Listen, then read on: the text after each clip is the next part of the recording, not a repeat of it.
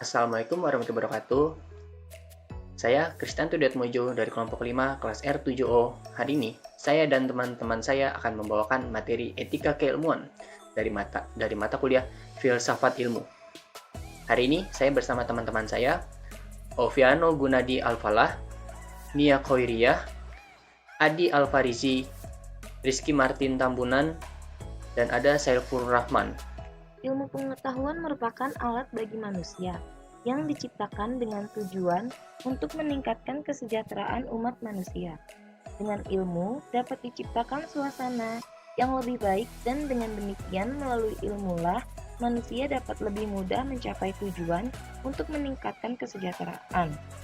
Meskipun dalam perkembangannya, kemajuan ilmu pengetahuan tidak selalu mensejahterakan manusia, tetapi banyak pula keburukan bahkan penderitaan yang dialami oleh manusia sebagai dampak dari kemajuan ilmu pengetahuan itu sendiri.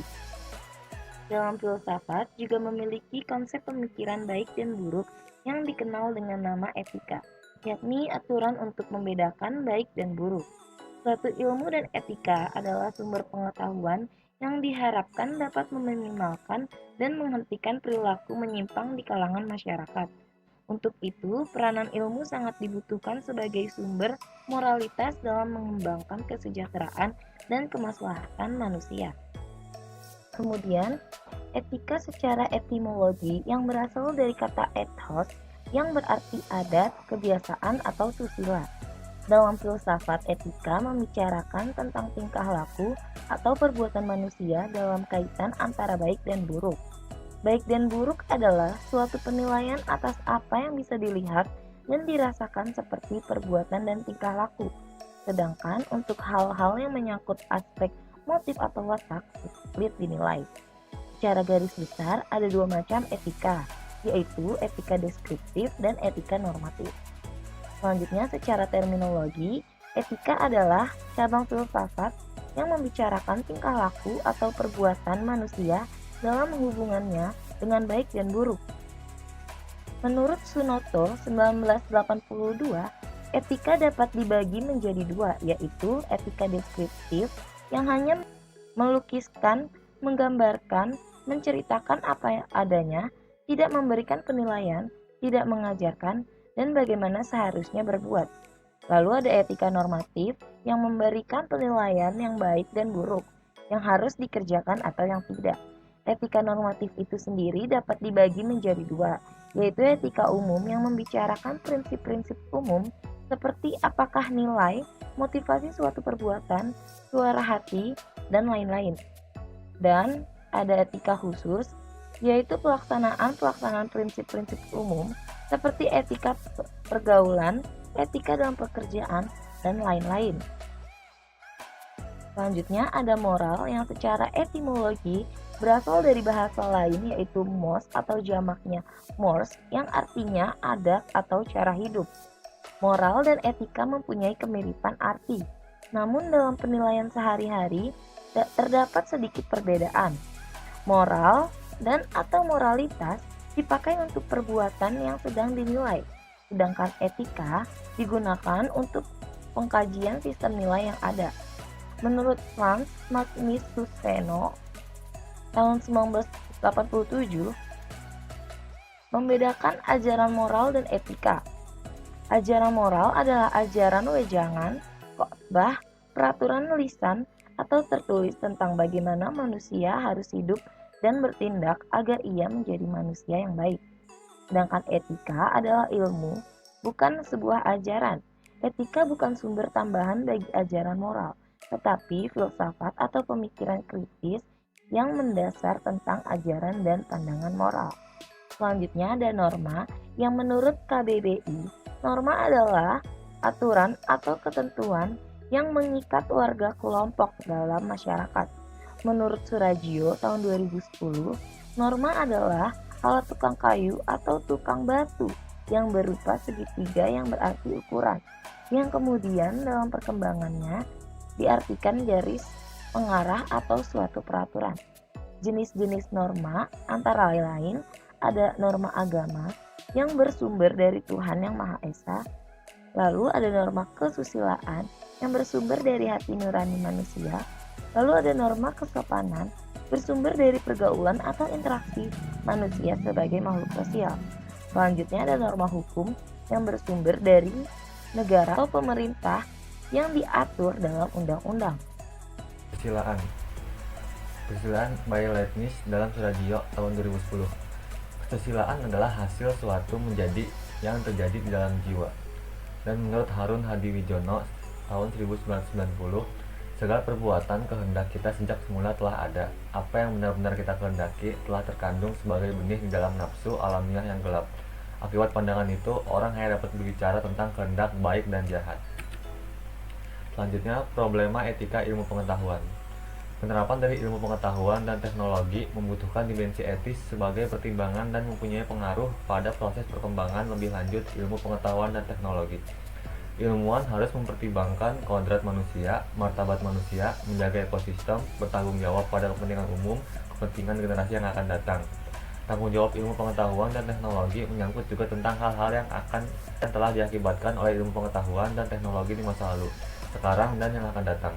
Tanggung jawab etis bukan hanya implementasi ilmu pengetahuan dan teknologi dalam kehidupan manusia, tetapi juga harus menyadari apa yang seharusnya dikerjakan atau tidak dikerjakan dalam berbagai hubungannya dengan manusia, alam, dan sang pencipta. Van Melsen 1985 berpendapat bahwa perkembangan ilmu pengetahuan dan teknologi akan menghambat ataupun meningkatkan keberadaan manusia tergantung pada manusia itu sendiri, karena dilakukan oleh manusia dan untuk manusia dalam kebudayaannya. Ilmu bebas nilai atau tidak bebas nilai. Menurut Konrad Kebung tahun 2011, ilmu harus bebas nilai dan lepas dari nilai-nilai di luar ilmu pengetahuan. Ilmu pengetahuan bertujuan memberi pemahaman tentang berbagai masalah dalam hidup. Ada dua kecenderungan dasar dalam melihat tujuan ilmu pengetahuan. Pertama, kecenderungan puritan elitis. Ilmu adalah sesuatu yang mewah atau yang biasa disebut elit. Bahwa tujuan akhir dari ilmu pengetahuan adalah demi ilmu pengetahuan itu sendiri. Ilmu bertujuan untuk menemukan penjelasan tentang segala sesuatu demi kebenaran yang memuaskan rasa ingin tahu manusia. Kedua, kecenderungan pragmatis. Ilmu pengetahuan tidak hanya untuk mencari penjelasan tentang berbagai persoalan, tetapi juga untuk memecahkan berbagai persoalan dalam kehidupan. Karena berguna ilmu menjadi menarik, membuat hidup menjadi lebih baik dan menyenangkan. Menurut Joseph Situmorang, bebas nilai artinya tuntutan terhadap setiap kegiatan ilmiah agar didasarkan pada hakikat ilmu pengetahuan itu sendiri. Ilmu pengetahuan menolak campur tangan faktor eksternal yang tidak secara hakiki menentukan ilmu pengetahuan itu sendiri. Ada 3 faktor sebagai indikator bahwa ilmu pengetahuan itu bebas nilai, yaitu 1. Ilmu harus bebas dari pengaruh eksternal sebagai faktor politis, ideologis, agama, budaya, dan unsur kemasyarakatan lainnya. 2. Perlunya kebebasan ilmiah yang mendorong terjadinya otonomi ilmu pengetahuan. Kebebasan itu menyangkut kemungkinan untuk menentukan diri sendiri. 3. Ilmiah tidak luput dari pertimbangan etis yang sering dituding menghambat kemajuan ilmu karena etis itu sendiri bersifat universal. Menurut Weber, seorang tokoh sosiologi, menyatakan bahwa ilmu sosial harus bebas nilai, tetapi ia juga mengatakan bahwa ilmu sosial harus menjadi nilai yang relevan. Weber tidak yakin para ilmu sosial melakukan aktivitas seperti mengajar atau menulis mengenai bidang itu mereka tidak terpengaruh oleh kepentingan tertentu. Nilai-nilai harus diimplikasikan ke dalam kegiatan praktis ilmu sosial. Jika praktis itu mengandung tujuan rasional tanpa keinginan melayani kepentingan orang, budaya, maka ilmu sosial tidak beralasan untuk mengajarkan. Jadi meskipun objektivitas merupakan ciri mutlak ilmu pengetahuan, tapi dalam pengembangan atau penerapan ilmu dihadapkan pada nilai-nilai yang ikut menentukan pilihan atas masalah dan kesimpulan yang dibuatnya. Pendekatan ontologi. Menurut Jujun S. Suryasumantri, ontologi secara cabang filsafat yang mempertanyakan tentang objek apa yang telah ilmu, bagaimana wujud hakiki dari berpikir, merasa, mengindra yang membutuhkan pengetah. Secara ontologi, ilmu batasi lingkup penelahan keilmuan hanya pada daerah-daerah yang berada dalam jangkauan pengalaman manusia. Objek penelahan yang berada dalam batasan pra-pengalaman dan pasca pengalaman diserahkan kepada pengetahuan lain. Dalam kaitannya dengan kaidah moral, objek penilaian kegiatan keilmuan tidak boleh melakukan upaya yang bersifat mengubah kodrat manusia, merendahkan martabat manusia, dan mencampuri masalah kehidupan serta bersifat netral terhadap nilai-nilai yang bersifat dogmatik. Epistemologi adalah cabang filsafat yang membicarakan tentang asal-muasal, sumber, metode, struktur, dan validitas atau kebenaran pengetahuan. Menurut Jujun S. Surya Sumantri tahun 1985, dalam kaitannya dengan ilmu, landasan epistemologi mempertanyakan bagaimana proses yang memungkinkan ditimbanya pengetahuan yang berupa ilmu, bagaimana prosedurnya, hal-hal apa yang harus diperhatikan agar kita mendapatkan pengetahuan yang benar, apa yang disebut kebenaran itu sendiri, apakah kriterianya, cara atau teknik atau sarana apa yang membantu kita dalam mendapatkan pengetahuan yang berupa ilmu. Dalam kaitannya dengan moral, dalam proses kegiatan keilmuan, setiap upaya ilmiah harus ditujukan untuk menemukan kebenaran yang dilakukan dengan penuh kejujuran tanpa mempunyai kepentingan langsung tertentu dan hak hidup yang berdasarkan kekuatan argumentasi secara individual. Jadi, ilmu merupakan sikap hidup untuk mencintai kebenaran dan membenci kebohongan. Aksiologi adalah cabang filsafat yang mempelajari tentang nilai secara umum. Menurut Jujun S. Surya Sumantri tahun 1985, sebagai landasan ilmu, aksiologi mempertanyakan untuk apa pengetahuan yang berupa ilmu itu dipergunakan, bagaimana kaitan antara cara penggunaan tersebut dengan kaidah-kaidah moral, bagaimana penentuan objek yang ditelaah berdasarkan pilihan-pilihan moral, bagaimana kaitan antara teknik prosedural yang merupakan operasional metode ilmiah dengan norma-norma moral atau profesional. Pada dasarnya, ilmu harus digunakan dan dimanfaatkan untuk kemaslahatan manusia. Sikap ilmiah dan tanggung jawab ilmuwan. Ilmu adalah suatu cara berpikir tertentu mengenai suatu objek dengan pendekatan yang khas sehingga menghasilkan kesimpulan berupa pengetahuan ilmiah dalam arti bahwa sistem dan struktur ilmu itu dapat dipertanggungjawabkan secara terbuka. Lalu, pengetahuan ilmiah adalah pengetahuan yang bersifat kritis, rasional, logis, objektif, dan juga terbuka. Namun, yang juga penting adalah apakah pengembangan pengetahuan ilmiah itu membawa dampak positif dan baik bagi manusia atau sebaliknya justru membawa sebuah keburukan. Oleh karena itu, penting sekali sikap ilmiah yang harus dimiliki seorang ilmuwan. Dan di sini letak moralitas dari seorang ilmuwan dalam pengembangan ilmu, baik itu menyangkut tanggung jawabnya terhadap tata ilmiah, terhadap manusia maupun terhadap Tuhan Yang Maha Esa. Sikap ilmiah. Sikap ilmiah menurut Abbas Hamami adalah sebagai berikut.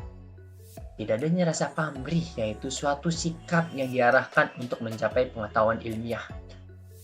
Bersikap selektif yang menyangkut cara mengambil kesimpulan yang beragam, macam-macam, teknologi, dan lain-lain juga.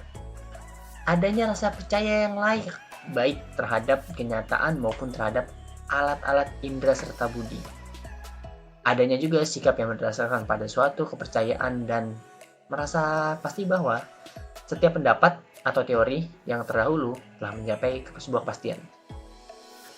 Selalu tidak merasa puas dengan hasil penelitiannya sehingga selalu ada dorongan untuk melakukan riset dalam hidupnya. Memiliki sikap etis untuk mengembangkan ilmu pengetahuan demi kebahagiaan manusia dan untuk pembangunan bangsa dan juga negara. Pada TEP MPR RI nomor 6 tahun 2001 tentang etika kehidupan berbangsa, etika keilmuan dimaksudkan untuk menjunjung tinggi nilai-nilai kemanusiaan, ilmu pengetahuan, dan teknologi agar warga bangsa mampu menjaga harkat dan martabatnya, berpihak kepada kebenaran untuk mencapai kemaslahatan dan kemajuan sesuai dengan nilai-nilai agama dan juga budaya. Tanggung jawab ilmuwan. Ilmu merupakan hasil karya perseorangan yang dikomunikasikan dan dikaji secara terbuka oleh masyarakat. Sekiranya hasil karya itu memenuhi syarat-syarat keilmuan, maka dapat diterima sebagai bagian dari kumpulan ilmu pengetahuan dan digunakan oleh masyarakat itu sendiri. Dengan kata lain, penciptaan ilmu bersifat individual, namun komunikasi dan penggunaan ilmu adalah bersifat sosial. Peranan individu inilah yang bersifat dominan dalam kemajuan ilmu yang dapat mengubah wajah peradaban. Kreativitas individu yang didukung oleh sistem komunikasi sosial yang bersifat terbuka menjadi proses pengembangan ilmu berjalan secara efektif. Maka jelaslah bahwa seorang ilmuwan memiliki tanggung jawab sosial yang tinggi. Bukan saja karena dia adalah warga masyarakat yang kepentingannya terlibat secara langsung di dalam masyarakat, namun yang lebih penting adalah karena dia mempunyai fungsi tertentu dalam kelangsungan hidup bermasyarakat.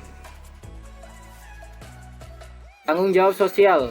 Implikasi penting dari tanggung jawab sosial seorang ilmuwan adalah bahwa setiap pencarian dan penemuan kebenaran secara ilmiah harus disertai dengan landasan etis yang utuh.